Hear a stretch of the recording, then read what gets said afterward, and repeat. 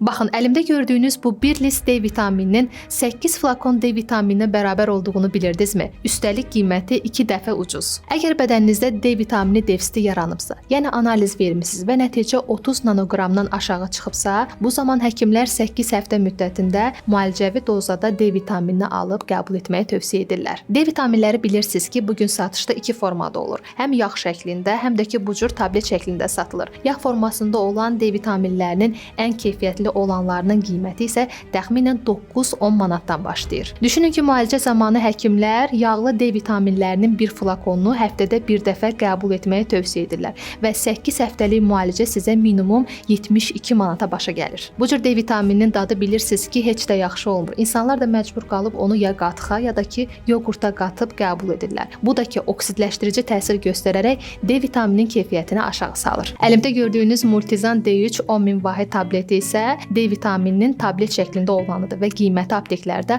33 manatdır. Məhsulun təkcə bir listi 8 həftəlik D vitamini müalicəsi zamanı sizə kifayət edir və qiyməti isə digər yağlı D vitaminlərlə müqayisədə 2 dəfə ucuz başa gəlir. Üstəlik yağlı D vitaminlərindən fərqli olaraq bu məhsul dadla bağlı bir problemdə yaşatmır və bildirim ki, mədə bağırsağında, öd küsəsində problem olan şəxslər bu məhsulu rahat şəkildə istifadə edə bilirlər. Bildirim ki, məhsulun müalicəvi dozada qəbul qaydası 12-18 yaş arası uşaqlar üçün 2 həftədən bir, böyüklər üçün isə 2 gündən bir səhər yeməyindən sonra tövsiyə olunur. Sonda isə bir şeyi xüsusi olaraq vurğulamaq istəyirəm. Əgər D vitaminini siz müalicəvi dozada qəbul etmək istəyirsinizsə, mütləq şəkildə D vitamini analizi verməli və həkimlə qəbul etdiyiniz D vitamininin dozasını müəyyənləşdirməlisiniz. İngiltərə istehsalı olan Multizan D3 10.000 vahid tabletlərini isə bütün apteklərdən əldə edə bilərsiniz.